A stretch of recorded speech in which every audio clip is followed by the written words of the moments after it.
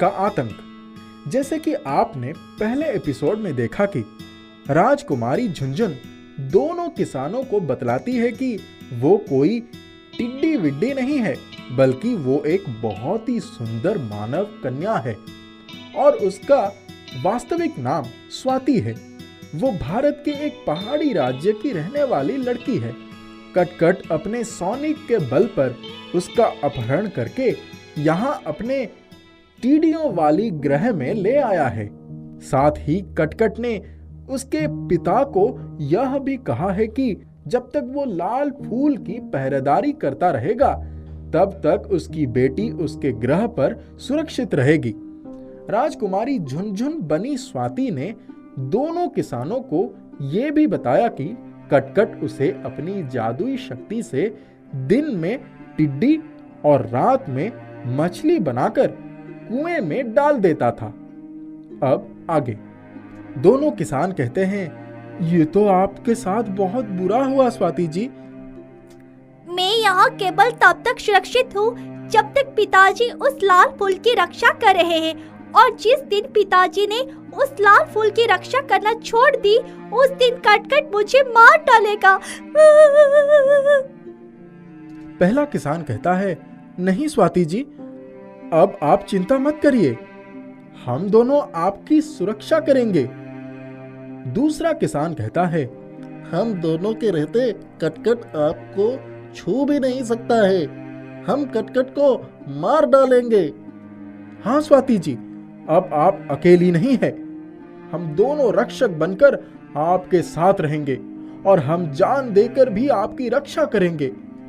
और अब हम दोनों जल्द ही कोई योजना बनाकर आपको यहाँ से मुक्त भी करवाएंगे। ये हम दोनों का वचन है आपसे। क्या सचमुच आप दोनों मेरे लिए इतना करेंगे? बिल्कुल, हम दोनों अपने वचन के पक्के हैं। हम जान दे देंगे लेकिन अपने वचन से नहीं मुकरेंगे। आज आप दोनों की बातें सुनकर मेरी मरी हुई आस फिर से लौट आई है। मैं फिर से अपने घर लौट पाऊंगी, मैं फिर से अपने पिताजी से मिल पाऊंगी। राजकुमारी झुनझुन को बचाने का वचन देकर दोनों किसान अब हमेशा राजकुमारी झुनझुन के आसपास ही पहरेदारी करने का निर्णय लिया, क्योंकि उन्हें भय था कि कहीं कटकट राजकुमारी झुनझुन की हत्या ना कर दे। पहला किसान दूसरे किसान से चिंतित होते हुए कहता है, हमने राजकुमारी को बचाने का वचन तो दे दिया, मगर हम कटकट की इतनी विशाल सेना का अकेले सामना कैसे करेंगे? अरे हम अकेले कहाँ हैं, हम दो हैं, और जब हम दो मिल जाएंगे तो हम उनके लिए काल बन जाएंगे। क्या तुम नहीं जानते, जहाँ शक्ति काम नहीं करती है वहाँ बुद्धि काम करती है? अरे हम दोनों के पास तो शक्ति और बुद्धि दोनों ही नहीं है, और हम दोनों के पास तो शक्ति और बुद्धि दोनों ही है। तभी उन दोनों किसानों को कटकट आता हुआ दिखाई दिया। इस समय वो बिल्कुल अकेला था और वो बहुत क्रोध में भी था। वो राजकुमारी झुनझुन के महल में प्रवेश करता है। वो देखो कटकट को, वो राजकुमारी के महल की ओर अकेला चला जा रहा है। पहला किसान आश्चर्य और अज्ञात भय से कहा, लेकिन कटकट इतना क्रोध में क्यों है? दूसरा किसान गुस्सा होकर कहता है, कोई बात नहीं, आज हम इसका क्रोध भी हमेशा के लिए शांत कर देंगे। चलो जल्दी आओ मेरे साथ, वो राजकुमारी के कमरे की ओर गई है। पहला किसान कहता है, हाँ हाँ चलो।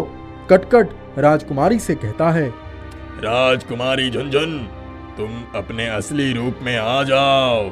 हाथ से जादू करता है और झुनझुन टिड्डी से अपने असली रूप यानी मानव कन्या बन जाती है। कटकट गुस्से में कहती है, स्वाति, आज हम तुम्हारी हत्या कर रहे हैं क्योंकि तुम्हारे पिता ने मेरे साथ छल की है।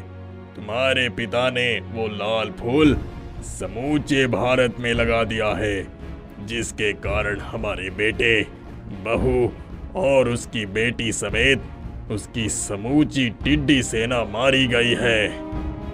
इसीलिए अब हम तुम्हारा भी अंत कर देंगे।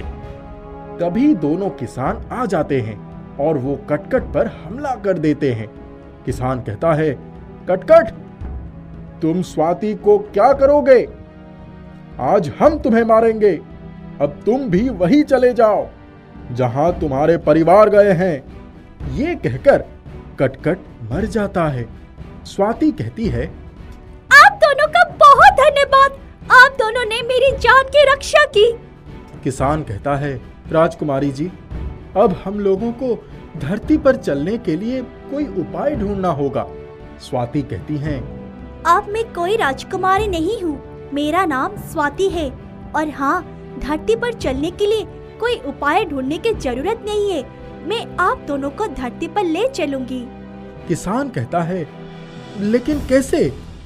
स्वाति कहती है, मैं मंत्र जानती हूँ, उस मंत्र के प्रभाव से आप दोनों और मैं धरती पर जिस स्थान पर पहले थे फिर से उसी स्थान पर पहुँच जाएंगे। किसान कहता है, तो इस मंत्र का प्रयोग आपने पहले क्यों नहीं किया? स्वाति कहती है, वो इसीलिए क्योंकि कटकट ने मेरी सभी शक्तियाँ छीन ली थी। अब आप दोनों जल्दी से अपनी अपनी आंखें बंद कर लीजिए, मैं मंत्र का प्रयोग करने जा रही हूँ। इसके बाद स्वाति के मंत्र प्रयोग करते ही वो तीनों धरती पर फिर से उसी स्थान पर लौट आए जहां वे पहले रहा करते थे। पहला किसान कहता है, ये क्या?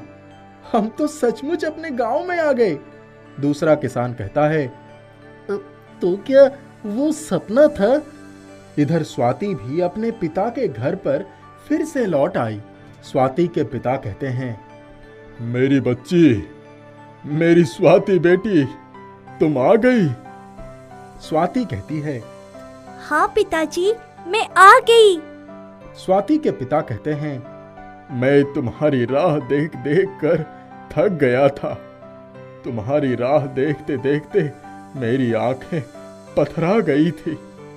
स्वाति कहती हैं, पिताजी, अब मैं आ गई और अब से आपकी ये स्वाति बेटी आपको छोड़कर कभी नहीं जाएगी। आपकी ये स्वाति बेटी हमेशा आपके साथ ही रहेगी।